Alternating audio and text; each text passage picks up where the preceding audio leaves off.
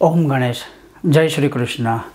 एक बार फिर से कर्मकांड बाय आनंद पाठक में आप सभी का मैं सहृदय स्वागत करता हूँ।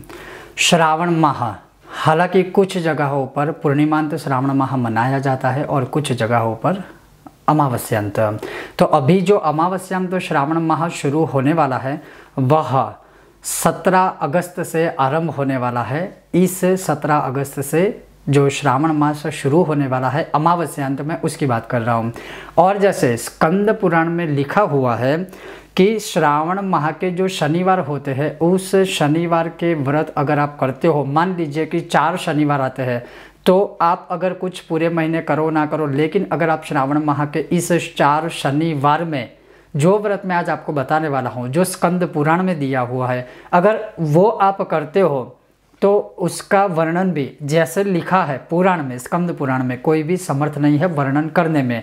और यह बहुत ही, मुझे लगता है कि शायद हो सकता है कि आपने ये पहली बार श्रवण किया होगा या कर रहे होंगे, मुझे नहीं पता है, लेकिन भी फिर भी मैं कहूँगा, क्योंकि श्रावण माह में अधिकतर हम भगवान शिव की पूजा करते हैं, लेकिन श्रावण माह में शनिवार का भी एक उत्तम व्रत बताया है। और वो जो व्रत है वो आज मैं आपको संक्षिप्त में सरल भाषा में समझाऊंगा। आप भी चाहो तो अपनी कामना पूर्ति हेतु यह व्रत कर सकते हो श्रावण माह के 4 शनिवार। और मैं फिर से स्पष्टता करता हूं कि अमावस्यांत श्रावण माह है जो अब शुरू होने वाला है, उसमें अब स्कंद पुराण में लिखा है कि श्रावणे मासी देवानां त्रयाणां पूजनम शनौ नृसिंहस्य शनैश्चर्य अंजनी नंदनस्य च। क्या है यह? तो कर्मकांड बाय आनंद पाठक में आप सभी का मैं स्वागत करता हूं। अगर आपको आज का यह विषय वीडियो पसंद आता है तो लाइक कीजिएगा, अधिक से अधिक शेयर कीजिएगा, और चैनल पर नए हो तो सब्सक्राइब अवश्य कीजिएगा। तो चलिए शुरू करते हैं। तो जैसे श्रावण माह में शनिवार के दिन नृसिंह भगवान के साथ लक्ष्मी जी के पूजन का विधान है।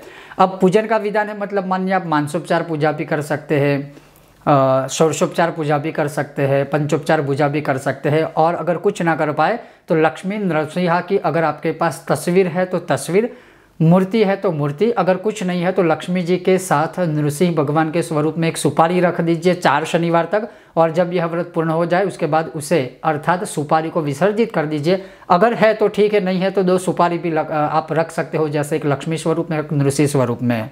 अब इसमें विशेष सिर्फ इतना ही बताया है कि लाल रंग के पुष्प या नीले रंग के जो पुष्प है वह लक्ष्मी और नृसिंह भगवान अर्थात नरसिम्हा भगवान को अर्पण करने हैं।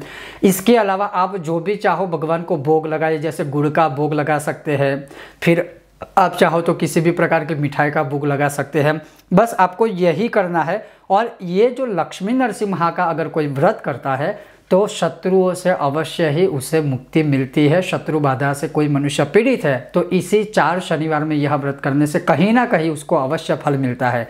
ये पहला विधान है श्लोक के दूसरी पंक्ति का। जैसे नृसिंहश्च शनैश्चर्य अंजनी नंदनस्य च। अब दूसरा विधान है हनुमान जी के व्रत का, अर्थात 4 शनिवार तक आप हनुमान जी का भी इसी प्रकार से पूजन या पुष्प आदि से उनका उपचार आदि कर सकते हैं। अब करना क्या है, तो यहाँ पर जो स्पेशल चीज़ लिखी है वो मैं आपको बताऊं। तो जैसे लिखा है कि शनिवार श्रावणे च अभिषेकम समाचरे रुद्र मंत्रेण तैलेन हनुमत प्रीणनाय च तैल मिश्रित सिंदूर लेपमम तस्य समर्पयेत। अर्थात अब शनिवार तक हनुमान जी के 4 शनिवार का व्रत कौन सा है, तो तेल के अंदर किसी भी प्रकार का तेल लीजिए, यही तेल ऐसा नहीं है, कोई भी तेल ले लीजिए, उसमें सिंदूर डाल के मिश्रित कीजिए। हनुमान जी की अगर मूर्ति है आपके पास तो हनुमान चालीसा बोलते हुए या बजरंग बाण बोलते हुए अभिषेक कीजिए, या फिर आप चाहो तो उस मूर्ति के ऊपर यही तेल के साथ जो सिंदूर मिश्रित किया है उससे लेपन कीजिए। घर में भी कर सकते हो, मंदिर में भी कर सकते हो। और जो विशेष लिखा है कि जब आप अभिषेक करते हो या फिर जब आप लेपन करते हो तब जो अष्टाध्यायी रुद्री के मंत्र है या तो उसका श्रवण कीजिए या फिर वह रुद्री के मंत्रों को पढ़ते पढ़ते आप इसका लेपन कर सकते हो। अब रुद्री अष्टाध्यायी वैदिक मंत्र है, वैदिक रुद्री है, तो हर कोई नहीं पढ़ सकता है। आप चाहो तो किसी विद्वान ब्राह्मण को घर पे बुलवा के भी 4 शनिवार या 4 शनिवार में कोई एक शनिवार भी यह व्रत कर सकते हो। अब विशेष रूप से भगवान को, हनुमान जी को, जैसे पीपल का जो पत्ता होता है पीपल के पेड़ का वो, मंदार पुष्प है, तुलसी की मंजरियों के सहित तुलसी पत्र है, अपराजिता के पुष्प है, लाल रंग के जो गुलाब या लाल रंग के जो पुष्प होते हैं वह अर्पित कर सकते हो और भगवान को माला आदि हनुमान जी को पहना सकते हो। अब यह जो है वो 4 शनिवार तक आप कर सकते हो। यह दूसरा व्रत जो लिखा हुआ है। अब तीसरा व्रत इसमें क्या लिखा है कि अगर कोई शनि की पीड़ा से अभी जूझ रहा है, शनि की 7.5 चल रही हो, शनि की महादशा चल रही हो या शनि कुंडली में दूषित है, तो शनि देव का आप व्रत कर सकते हो। और उसमें क्या करना है कि एक सरसों के तेल का सिर्फ दीपक प्रज्वलित कीजिए और हो सके तो पीपल के पेड़ के नीचे ही वह कीजिए। और हर शनिवार को मतलब 4 शनिवार तक लोहा है, काले रंग के कपड़े हैं या काले उड़द है या काले रंग का कोई भी चीज़ या द्रव्य हर शनिवार को किसी भी मंदिर में दान कर सकते हो या किसी और को ज़रूरतमंद को भी आप दान कर सकते हो। तो पहला जो व्रत है वो लक्ष्मी नरसिम्हा का है जो मैंने आपको श्रवण कराया। दूसरा जो व्रत है हनुमान जी का है जो मैंने आपको श्रवण कराया। और तीसरा जो व्रत है वो भगवान शनिदेव का है जो मैंने आपको श्रवण कराया।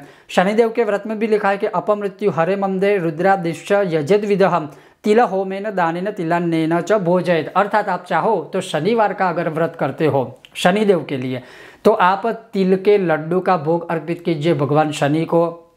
आप चाहो तो तिल किसी ब्राह्मण को दान कीजिए, काले या सफ़ेद कोई भी तिल, इससे भी इस व्रत की पूर्ति होती है और शनिदेव की कृपा होती है। तो कहने का सिर्फ इतना ही मेरा तात्पर्य था कि अगर आप इस श्रावण माह जो अमावस्या श्रावण माह शुरू होने वाला है उसमें आप चाहो तो इस प्रकार से लक्ष्मी नरसिम्हा का व्रत करने से शत्रु आदि पीड़ाओं से मुक्त होते हैं और लक्ष्मी की भी प्राप्ति होती है, नरसिम्हा की भी पूर्ण कृपा प्राप्त होती है। हनुमान जी की अगर आप उपासना करते हो तेल मिश्रित सिंदूर या सिंदूर मिश्रित तेल से चोला या मान लीजिए अभिषेक आदि करते हो, लेपन आदि करते हो रुद्री के मंत्र के साथ हनुमान चालीसा पढ़ते हुए, तो सभी कामनाएं पूर्ण होती है। और उसी प्रकार से अगर शनि की पीड़ा से आप जूझ रहे हो तो शनिदेव का व्रत श्रावण माह के 4 शनिवार तक यह व्रत स्कंद पुराण में बताया हुआ है, इसमें से कोई एक कीजिए।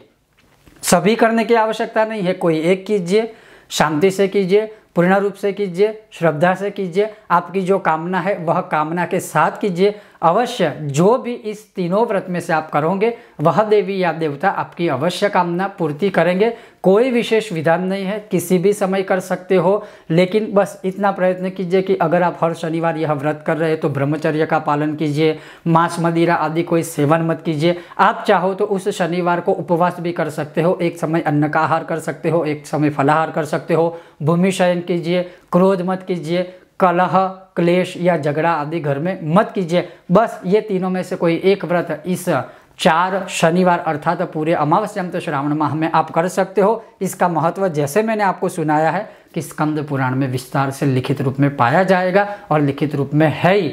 तो ये था आज का एक विशेष महत्वपूर्ण विषय और वीडियो। आपको यह विषय वीडियो कैसा लगा मुझे बताइएगा, और अगर आपको यह विषय वीडियो पसंद आया हो तो लाइक कीजिएगा, अधिक से अधिक शेयर कीजिएगा। चैनल पर नए हो तो सब्सक्राइब करके घंटी का आइकन अवश्य दबाइएगा। बहुत जल्द मिलते हैं नए विषय और वीडियो के साथ। देखते रहिए कर्मकांड बाय आनंद पाठक। ओम गणेश हर हर महादेव।